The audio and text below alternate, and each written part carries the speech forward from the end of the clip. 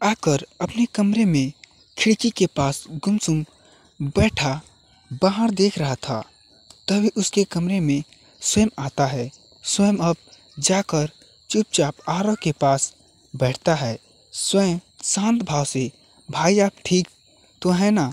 आरव बाहर की देखते हुए शांत भाव से हम आरव का हाथ पकड़कर स्वयं शांत भाव से, भाई अगर आपको ये शादी नहीं करनी तो प्लीज़ अपने आप में दबाव मत डालिए, जो होगा साथ में देख लेंगे। स्वयं की बात सुन आरव स्वयं की तरफ देखते हुए शांत भाव से, तुझे तो पता है ना डैड ने जो डिसीजन ले लिया है उसमें वो किसी की नहीं सुनते हैं, और फिर मेरे मेहनत फिर एक शादी की वजह से बिखर जाए, मैं ऐसा नहीं होने दे सकता।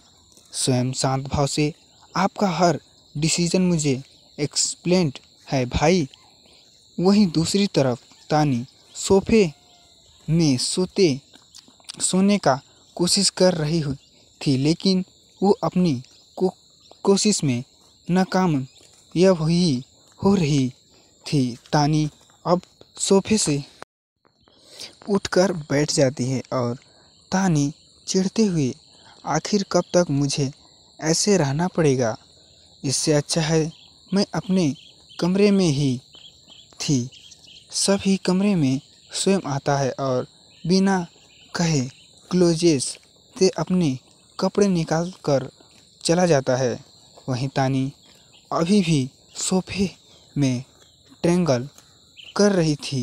स्वयं अब कमरे से वापस जाता है और उसे देख के कहते ही वाला होता है, तभी स्वयं रूड वाइफ, मैं कल भाई की जिससे शादी होने वाली है उस लड़के के घर जाना है।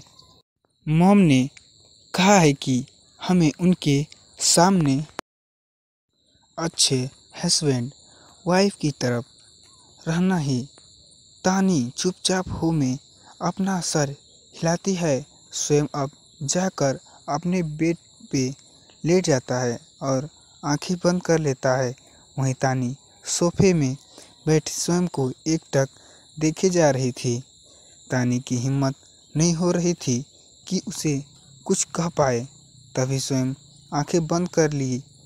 रूड वाइफ, मैं अब तक मुझे यूं ही घूरेगी। स्वयं की बात सुन तानी थोड़ा घबरा जाती है। तानी घबराते हुए, क्या क्या कहे हो तुम? मैं तुम्हें क्यों घूरूंगी?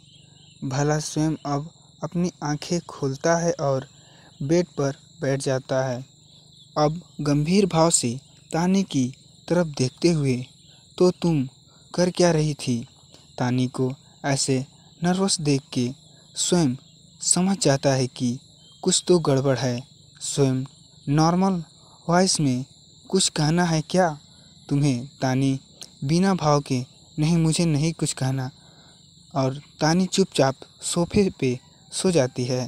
तानी को पता था कि अगर वो फिर से सोफे पे न सोने की बात करती, स्वयं उसे फिर से डांटता है। स्वयं भी अब बेड से लेट जाता है, लेकिन स्वयं कुछ सोचने के बाद झट से उठकर सोफे पे बैठ जाता है। स्वयं अब तानी की तरफ देख रहा होता है। हैरानी है तानी से मन में क्या न जाने के बाद आज ऐसा पहला रात है जब मैं रोया नहीं, लेकिन ऐसा कैसे? अब से तानी इस कमरे में आई है, क्यों ऐसा लगता है कि मन में सुकून आ गया है। ऐसा मुझे तभी लगता है जब मैं पढ़ता था शायरी। मैं कुछ ज़्यादा ही सोच रहा हूँ। मैं वेलविस्टर काया थी और हम दोनों ताने की वजह से अलग हुए। स्वयं ताने की तरफ घूर के देखते हुए, मेरी ज़िंदगी खराब करके मेडल आराग से सो रही है। अब स्वयं भी ब्लैकेट ओट से चुपचाप सो जाता है अगली सुबह रानी ड्रेसिंग टेबल के सामने रेडी हो रही थी। वहीं स्वयं बाथरूम में था। आज उसे उठने में काफ़ी देर हो चुकी थी। स्वयं जल्दी से वॉशरूम से निकलता है और अपने कपड़े पहनकर ड्रेसिंग टेबल के सामने जाकर खड़ा हो जाता है, जिससे तानी को हल्का धक्का लगता है और थोड़ा साइड हट जाती है। स्वयं कम उठता है और जल्दी अपने बाल बनाने लगता है। वहीं तानी को ये सब देख के गुस्सा आ जाता है। तभी तानी स्वयं को मिस्टर के सामने से हल्का धक्का देते हुए तानी चिढ़ती हुई, मैं यहाँ पहली आई हूँ तो मुझे पहले रेडी होने दो न, तुम कहीं और जाकर रेडी हो। स्वयं भी तानी को मिरर के सामने से हल्का धक्का देते हुए, तुम शायद ये भूल रही हो कि ये मेरा कमरा है, इसलिए तुम चुपचाप पहले मुझे रेडी होने दो। तानी, कोल्ड वाइफ में होना तुम्हारा कमरा, लेकिन अभी इस कमरे में मैं अभी रहती हूँ, तो जो पहले आएगा वही किसी चीज़ को यूज कर सकता है। स्वयं रूड वाइफ में, तुम प्लीज़ कुछ देर चुपचाप रहोगी। अगर मैं मेट हुआ तो पापा बहुत नाराज़ होंगे। तानी अपने कमरे पर हाथ रखते हुए, ओ बड़े पापा, क्या सिर्फ तुमसे ही नाराज़ होंगे?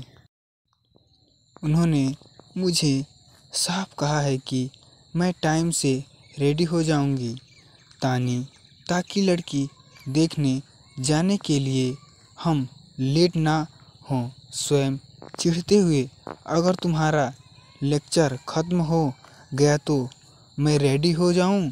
तानी चिढ़ते हुए, नहीं, मुझे पहले रेडी होना है। वहीं तानी और स्वयं के बीच रेडी होने के लिए धक्का मुक्की शुरू हो गई थी। इस धक्का मुक्की के बाद तानी का पैर फिसल जाता है।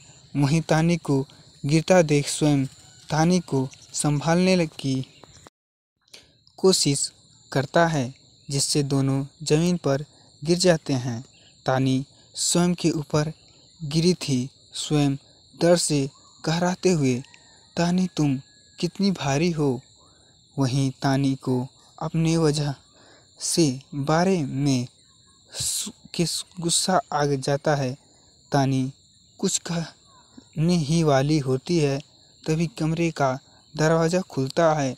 स्वयं और तानी दरवाजे के तरफ देखते हैं तो वहाँ अंगद मुंह खोले खड़ा था। अंगद को ऐसा देख के दोनों जल्दी से उठते हैं। स्वयं अंगद से नज़रें फेरते हुए, तू ये क्या कर रहा है? वहीं स्वयं की बात सुन अंगद अपने सेज से वापस आता है और शांत भाव से, मैं तो आरव भाई के लिए लड़की देखने के लिए साथ में जाने के लिए यहाँ आया था, लेकिन तुझे तो कुछ और ही दिख गया। वहीं ये सब बोल के अंगद हंसने लगता है। अंगद को ऐसा हंसते देख स्वयं चिढ़ते हुए, मेरा मतलब तू मेरे कमरे में क्या कर रहा है? अंगद शांत भाव से, आंटी, मैं तुम दोनों को नीचे बुलाया था, वैसे मुझे अब जाना चाहिए। अंगद हंसते हुए दरवाज़ा बंद करके वहाँ से चला जाता है। थोड़ी देर बाद पूरे फैमिली एक घर के सामने होते हैं। अंगद जाने से पहले राघवेंद्र आरव की तरफ देखता है और, राघवेंद्र, रूड वाइफ में मैंने तुम्हारे लिए जो लड़की पसंद की है वो बहुत शांत, मेहनती और होनहार लड़की है, जिसके पिता मेरे बचपन के दोस्त हैं। वो मिडिल क्लास फैमिली से है, लेकिन उसके संस्कार बहुत अच्छे हैं। उम्मीद करता हूँ तुम उससे अच्छे से मिलोगे। अब सब घर की तरफ बढ़ते हैं। डोरबेल बजाने के बाद दरवाज़ा ओपन होता है, जहां एक रघुवेंद्र की उम्र का ही आदमी दरवाज़ा ओपन करता है। उस आदमी को देख के रघुवेंद्र उसके पास जाते हैं। रघुवेंद्र उस आदमी को गले लगाते हुए, तो कैसा है सुभाष, तू बड़ा हो गया है। सुभाष हंसते हुए, ले कहाँ, हाँ भाई, अब हमारे दिन गए, अब तो हमारे बच्चे के दिन हैं। वहीं सुभाष सबको अंदर बुलाता है और सबसे बात करने लगता है। सब अपने में बात कर रहे होते हैं। तभी रघुवेंद्र शांत भाव से, सुभाष तुम्हारी बेटी तो बुलाओ। रघुवेंद्र की बात सुन सुभाष अपनी बेटी को लेने जाता है। आरव सभी भी सर झुकाए बैठा था। उसे इस रिश्ते में कुछ दिलचस्पी नहीं थी। वहीं बाकी सब बहुत बेसब्री से लड़की का वेट कर रहे थे। सुभाष जैसे ही लड़की को लेकर आता है, उसे सोफे पे बिठाते हुए सुभाष शांत भाव से, ये है मेरी बेटी। वहीं उस लड़की को देख के बाकी सब घर वाले बहुत खुश थे, जबकि तानी, स्वयं और अंगद हैरान से उस लड़की को देखे जा रहे थे। अब शोभा अपनी जगह से उठती है और उस लड़की के पास जाकर बैठती है और उससे उसका नाम पूछती है। वही लड़की जैसे ही अपना नाम बताती है, आरव झट से अपना सिर उठा के देखता है, तो सामने ही स्तुति कर उसका पहला प्यार, जिसे आरव अब तक नहीं भूल पाया था, बैठी थी।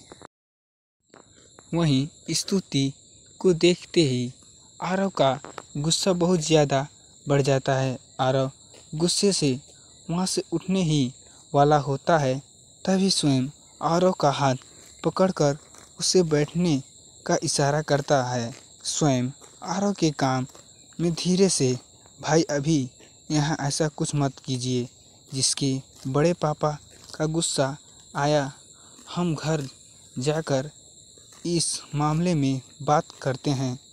वहीं आरव को भी स्वयं की बात सही लगती है और आरव चुपचाप अपनी जगह में उठ जाता है।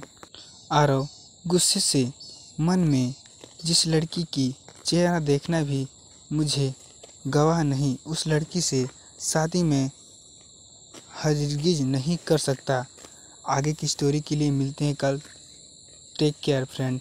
तो दोस्तों, ये शायरी आपको ये स्टोरी कैसी लगी आप कमेंट कर ज़रूर बताएं और चैनल पर नए हैं तो सब्सक्राइब कर लें ऐसे स्टोरी देखने के लिए।